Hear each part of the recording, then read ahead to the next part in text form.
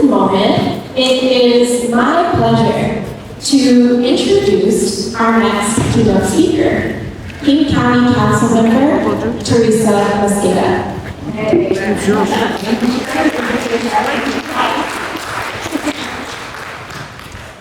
Councilmember Mosqueda has been involved in anti-human trafficking and labor rights movements for many years, and served on the Women's Center's Anti-Human Trafficking Task Force.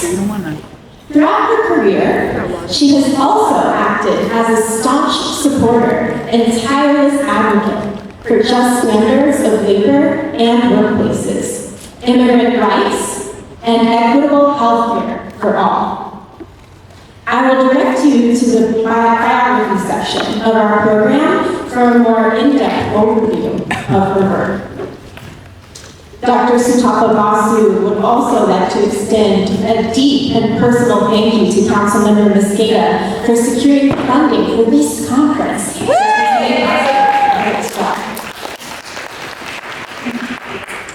Dr. Basu also has expressed to me multiple times that Councilmember Mosqueda is also one of her favorite leaders and allies in this movement. So we are very, very grateful.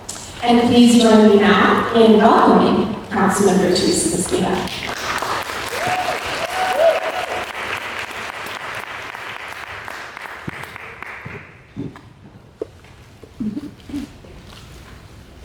Well, good afternoon. Good afternoon. Good afternoon. All right, it's great to see so many of you. Thank you so much for the opportunity to be here today. Thank you to the University of Washington Women's Center for their ongoing advocacy to address human trafficking. Thank you for their work over decades to make this type of forum possible.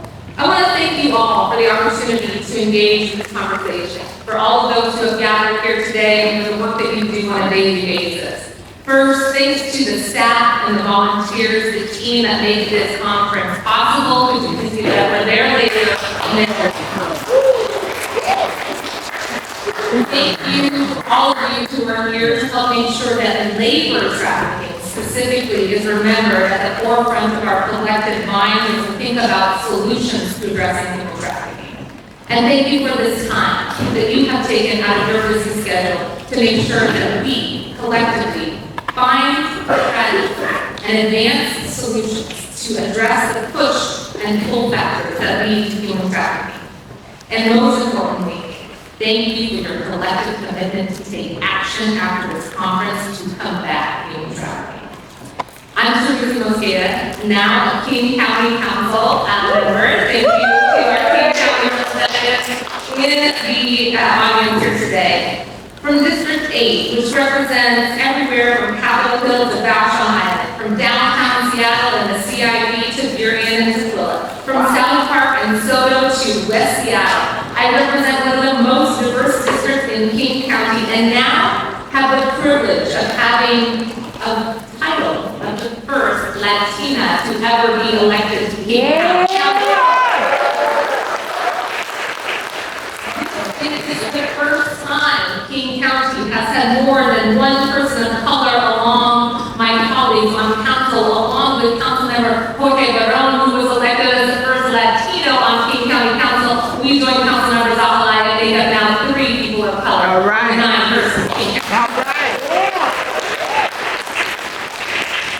And importantly, we also have now 2 King County Council members who had previously served on the University of Washington Women's Center for Human Trafficking Task Force. Councilmember Jorge Barron and I served with Sutapa, with Velma Valoria, with Jeannie Colwell, and so many others who are represented in this room and whose shoulders we stand on to do this work. We gathered at the University of Washington Women's Center and met from human trafficking, around the human trafficking table to identify ways for us to discuss policies and strategies to advance forums and conferences like this to help put community on notice that we were here to make change, to do better in understanding the roots of what leads to human trafficking, identify the industries that support it and are complicit in it, and to hold those companies accountable and to hold ourselves accountable to find solutions. Acting locally to have an impact globally. The University of Washington Women's Center and Human Trafficking Task Force is a force to be reckoned with. They are a body of advocates, educators, and agitators who have gained national attention for their work that involves working with businesses and labor community members, gathering real stories of real people and pairing those stories with data to move lawmakers. This combination is critical. And folks may know this name as Nancy Amadei, a former professor at the University of Washington School of Social Work, once said to me, "No one ever marched on Washington because of a pie chart. We must have the human stories and the human impact, the direct and lived experience paired with data to actually move policy makers." Now, I myself get moved by a pie chart. I get along with the vice president, I better stop here, I'll start talking about concentric circles, I get all excited about it. But this combination of bringing in that advocacy lens and applying it to research, putting a human face to policy needs, is what makes the University of Washington Women's Center so critically important in our national and global efforts to address human trafficking.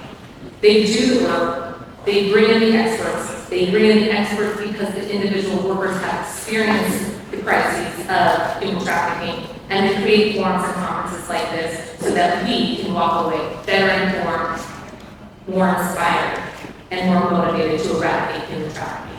This is a truly achievable goal, and I want us to give it up collectively to the University of Washington Women's Center for all of the creation.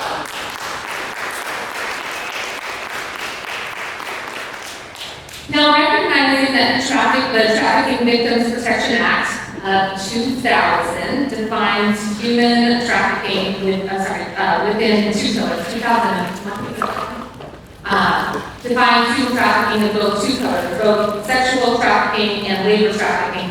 I want to focus my comments today on labor trafficking.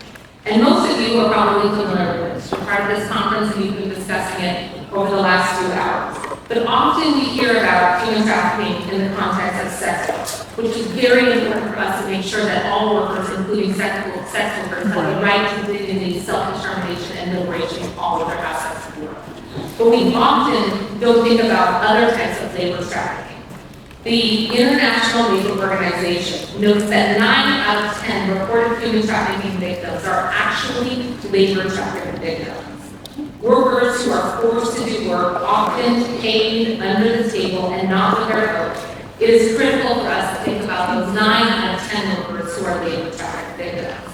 And in this conference, no doubt, you've already covered the fact that Seattle and King County, we are in a critical point, both in our policy advocacy and our actual physical location that demands of us to do better and to respond and act to address human trafficking. Given our proximity to the border and our presence with the international ports, given access to the I-5 corridor connecting us across the coast, this region is extremely at high risk of human trafficking and calls upon us to act with urgency. Labor trafficking, as you may well know, is defined as the recruitment, harboring, transportation, provision, or obtaining of a person through the use of force, fraud, coercion, for the purposes of subjugation to involuntary servitude. We are talking about involuntary servitude, peonage, cadet bondage, and slavery. That is the profound crisis that we are addressing when we talk about human trafficking and labor trafficking. We know about trafficking. We know that this exists across our country, and we know that it exists right here in King County, Washington State. It could be anybody you know. The salon worker who does your nails, the office custodian, a nanny, a construction worker, a caregiver. Yeah. It is important to remember that not all workers in these sectors are trafficked by any means. But it is also critical to remind ourselves that workers we see on a daily basis are at high risk of being trafficked due to certain vulnerabilities. Labor trafficking is involuntary, and that is why we're here to address it. It is enforced work for little or pay. It is systemic wage theft and intimidation, where workers have no personal agency, they are trapped and enslaved. And a lot of people think They tell people when they hear that they're in a bad working condition, if you don't like it, just find a different job. Well, it's very challenging to find a different job when your papers and your livelihood and potentially the threat and safety of your family is at risk if you don't comply. Many people are told, come to Seattle, come to King County, come to the United States for a good job, and you'll be taken care of, and you can take care of your family at home. You can escape poverty and live, quote, the American dream. And then they get here, and their passports and their documentation are ripped out. They are told they will be deported or go to jail if they contact the authority. They are forced to work long hours and are in abusive and threatening situations. And they are at the whim of their employer because they are living in their employer's quarters, as many caregivers and nannies often do, or next to their place of business in which specific industries. Think about it. On a daily basis, the presence of human traffic workers we see everywhere. And critically important, we know that high numbers of people who are trafficked are more likely to be women, immigrants and refugees, people with limited English, who have fear of distrust of the government. And yes, of course, traffickers want cheap labor, but they also want people who are less likely to take advantage of labor protections they have. Labor protections are critical in this fight against human trafficking. And that is why we in government, collectively we here in communities, must act. We must act with urgency and to ensure that every worker can have liberty and self-determination. That all workers in every sector can be able to have access to rights and a fair wage.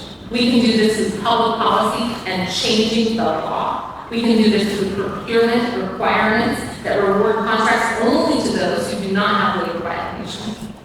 And we can do that by owning our own government's role in contributing to factors that push workers into more vulnerable situations, that make them more likely to be at the human trafficker victims' prey, to be preyed upon due to their economic instability, and that human traffickers then take advantage of their labor.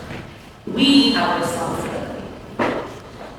We have a responsibility, and I say this as a collective we, recognizing that we are often not represented in some of our national policies of the United States. But we, living within the United States, must take responsibility and act at every level of government to ensure that we recognize the role the United States has in pushing people out of their homes of origin and pulling them into this country. At every level of government and amongst all of our community organizations and in community, this is an opportunity for us to recognize the U.S. impose and push international trade policies and intentional militarization of other governments that exacerbate inequalities and instability for workers around the world. The role that the United States has in pushing people into even more vulnerable economic situations make them more susceptible to human trafficking. This is our responsibility as U.S. citizens. Think of the small, rural Mexican farmer who is pushed off their own land because of a major acquisition of property to create maquiladoras along the border. Think of them with nowhere else to go and pushed off their land. Where do they go next to seek economic stability? They are pushed off their land and pulled into the United States for greater economic opportunity. Think of the small mom and pop store that is open and selling goods and cleaning supplies and materials for your home that is shuttered when Walmart and Sam's opens up.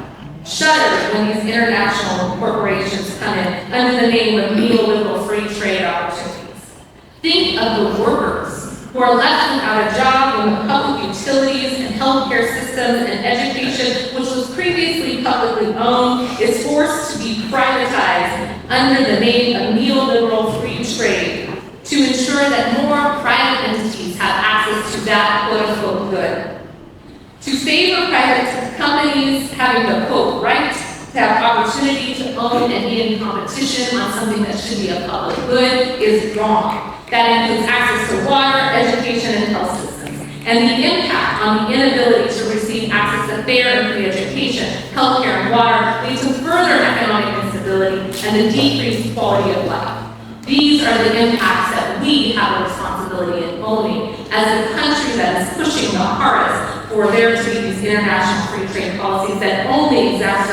a worker's instability to have self-determination and control over their hours, their wages, and their conditions. Yeah. This is our responsibility. That's right. And I just love this topic so much because I actually went here to the University of Washington and studied international trade policies, and so it gives me a lot of pleasure to come back to my alma mater and talk about things like NAFTA and CAFTA and FTAA, the international free trade policies pushed by the United States through the World Trade Organization, WTO, or the International Monetary Fund, or the World Bank, who through the formats of the National Alliance for Free Trade of the Americas, NAFTA, or Central American Free Trade Alliance, CAFTA, or the Free Trade Alliance of the Americas, FTAA, pushed into other countries the instability that has caused many of those countries who were seeking direct foreign investment to have to capitulate and comply with these conditionalities embedded into these free trade policies, which only exacerbate and worsen economic stability for workers, industries, and systems that are homegrown. These are factors that we call the push and pull factors, which I'm sure you already talked about today, but let me just emphasize additionally that push factors include forcing someone to look at moving off their land, separating people from their home country, from their family in search of better wages, forcing migration that leads to people to making the move, as we see every day on the headlines, people seeking better economic opportunities as they come to countries like the United States. Those push factors are also complemented with pull factors. The pull to find better working conditions, the pull to make sure that you can actually take care of your family, the false promise, I would say, that once you get here, things will be better. Those factors pull people into the country just as much as our economic policies are pushing people. Only to find out that often when you come here, the American dream is a farce. Only to see that when people come to this country, their economic situation is often further taken advantage of, and the economic crisis that has been imposed upon workers in their country is continued here. That is what is happening, going to pull into human trafficking. These are some of the push and pull factors that we have an opportunity to respond to. For example, well, let me just give you a little bit more data on this data. I almost brought my But this is not just like me thinking about the ways in which some of the stories about these neoliberal policies are actually causing people to move. Data shows that when we have worse economic protections for workers, it actually pushes people to be more susceptible to human trafficking. There's an entity that looks at the Economic Freedom Index. The Economic Freedom Index compares 5 major categories of pro-market policies. I'm going to put that in quotes. Pro-market policies. Pro-market policies focus on market regulation. Deregulate the market. Is it easier to go in and do acquisitions? Government size. They favor smaller government size. Pro-trade policies. Again, are you favorable to neoliberal policies like NAFTA and CAFTA? Property rights. Are you more protective of property than are you of people? And monetary policies. Of those 5 indices, a study found that more market and labor deregulation, so labor deregulation, meaning less rights and protections for workers, often framed as being a more business-friendly climate, that combination of less protections for workers, more quote-unquote business-friendly climate, more deregulation of the market is directly associated with a country having higher rates of labor trafficking. The same indicators that the Economic Freedom Index looks at that are the neoliberal policies that we just talked about, that the United States imposes or encourages through these free trade regulations, are making it so that there are higher rates of labor trafficking. And thus back to our point about the role that we have in helping to address labor trafficking.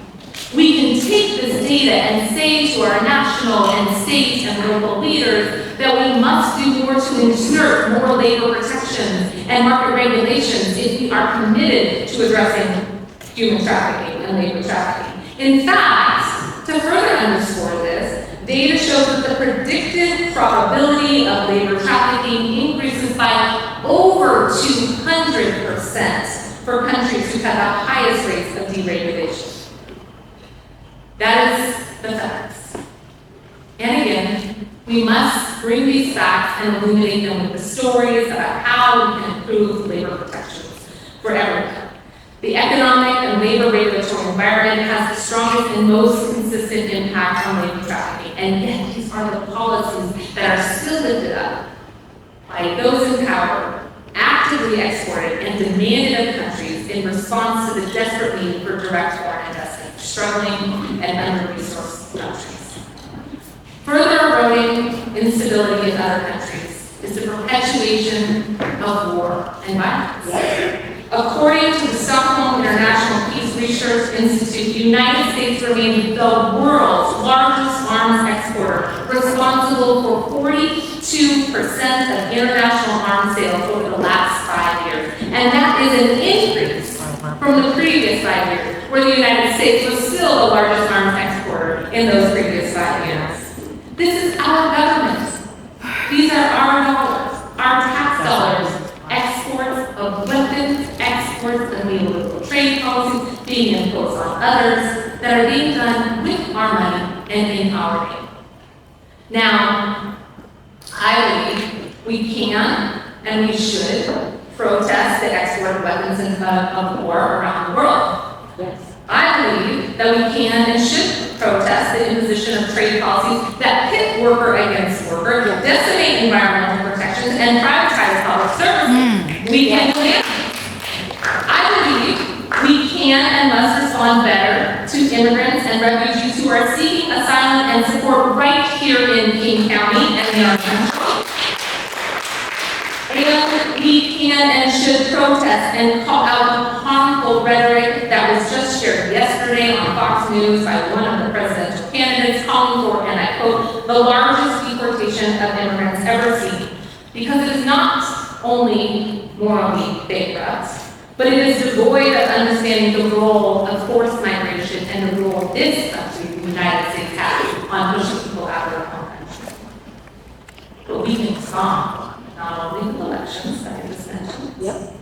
We can respond by pushing public policies like we've seen with leaders in this room. We can respond by standing on the shoulders of leaders in this room like Representative Velma Meloria, who made history in Washington State in 2003, becoming the first state in the country to criminalize human trafficking and forced migration. We can and must respond to this global crisis by acting locally and continue the work and standing on the shoulders of these pioneers by pushing for solutions to this incredibly macro problem with specific solutions. And I will give you one. In Seattle, on Seattle City Council, when I was there 6 years ago, in my first 6 months in office, I worked with community members and workers across our city, and we became the nation's first city in the country to pass a domestic workers' bill of rights, centered on the story of centered on the reality that many domestic workers were experiencing human trafficking and were engaged in labor trafficking and experiencing wage theft. The Domestic Workers' Bill of Rights gave workers the right to a guaranteed minimum wage, rest breaks for nannies, house cleaners, and gardeners, a workers' protection that included protecting a worker from ever having their so-called employer from withholding their documentation, their passports, or papers, and making sure that immigration status was never used as a form of work coercion. That is something that we've done locally, and now Representative Camilla Jayapal has grabbed that language from Seattle, is included in the National Domestic Workers' Bill of Rights, and this congressional bill includes those protections against human trafficking. Washington State and King County and in Seattle, including, and hopefully when I was there and into the future, we have made it clear that all workers deserve at least the minimum wage, and no worker should be paid a sub-minimum wage, regardless of immigration status or documentation, that all workers deserve respect, and every worker deserves the same access to fair wage protections. And we need to keep it that way in Seattle, don't we? Yes, yes.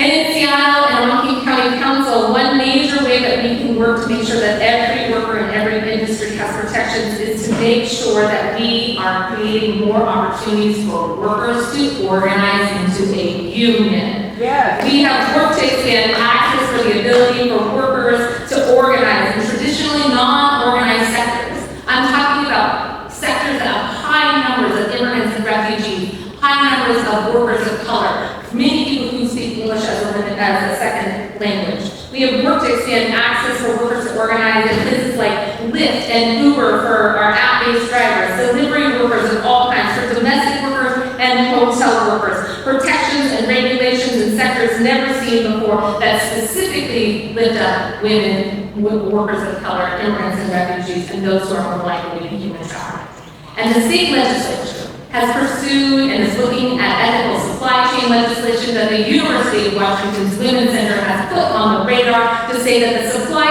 chain should create more economically stable conditions for workers across the supply chain, recognizing all workers, whether it's here in the United States or the product and country of origin, all workers across the supply chain should be treated well, should earn living wages, and should be free from slavery and forced labor. Enacting state laws to ensure that companies certify a lack of slavery or forced labor in their supply chains can increase transparency for purchasers like King County, like Seattle, like the state of Washington, and for purchasers like you, so that we can see and identify employers that are trafficking workers, and we can eliminate them from our procurement and purchasing policies. And I have to shout out Senator Rebecca Sullivan. Well, I don't know if it's here yet, but I know it's part of this convening. Senator Sullivan's first piece of legislation was to provide access to public assistance for victims of human trafficking, expanding eligibility for food assistance, family assistance, and medical care service programs. Senate Bill 5164 allows non-citizens to be able to access these programs under federal law and protect them as victims of human trafficking, and qualifying members of their family can also get benefits. This is how we change laws. We can change awareness in conferences like this, and we can change the reality of human trafficking in this nation. So I will conclude with this. It's especially thanks to the conveners of this conference who helped to create awareness and education about the impact of human trafficking that has led to changes. It's leaders like Nona Valoria and the community that surrounded her and elected leaders who are constantly calling for change, and we must continue to do educational forums like this and educate the broader community as well. We have seen education and engagement grow through the continual coverage of human trafficking and specifically labor trafficking, thanks to the International Examiner's coverage, and I want to thank Ben Henry as one of the reporters who covered one of the meetings about 5 years ago, who offered the ability to pull from some of this research. South Seattle Emerald has constantly covered this topic as well, and there was a Seattle Times reporter who talked about how he grew up, was raised by a man who he later found out was coerced into that labor and was a human trafficking victim. We all have a role in helping to raise awareness and demand action, call upon electeds to change the reality. We have done this time and time again, but so much more can be done. Campaigns like the University of Washington Women's Center's efforts to educate health providers to recognize the signs of human trafficking, like when an individual comes in and is not allowed to speak for themselves and has somebody else there under the guise of translation services. We need to provide translation services in every clinic so no one is reliant on the trafficker to come into a clinic. That's education.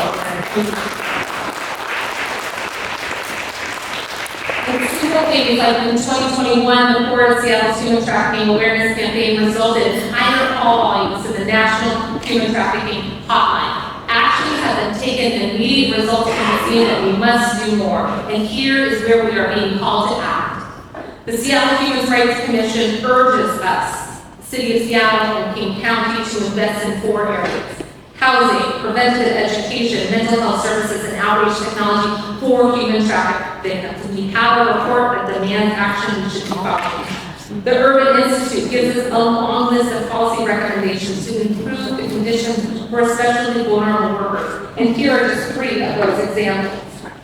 Reform guest worker programs. Stop tying a worker's immigration status to a specific employer. This is one of the most powerful and coercive forms to ensure that a worker has Let's get that out of the books and ensure back wages and overtime regulations are applied to foreign national and U.S. citizen workers of all types, including guest workers. We should amend the state laws to allow victims with criminal records to be expunged if their crime was a direct result of being trafficked, and we should remove the requirement for trafficking victims to cooperate with law enforcement to obtain a T visa. This is our to-do list. We can't act locally to solve these local issues. We must act hyper-locally, given the push and pull factors that are occurring right here in our proximity and correlation with human trafficking pipeline. And with the threat of growing national policies that are hostile to immigrant populations, the intentional effort to try to scare people, threaten ripping families apart, the efforts to dehumanize immigrant and refugee families, our efforts here to protect workers locally are even more important. We know from this economic freedom index that when we push for more protections for workers, more regulation for industry along the supply chain, then the more likely we are to improve the economic conditions and stability for workers and lessen the push and pull factors that lead to forced migration and susceptibility to human trafficking. We have our policies ready. We have our leaders to stand on their shoulders. We are aware and we are activated. And thanks to the UW Women's Center, we are ready. Thank you for all you do. Now,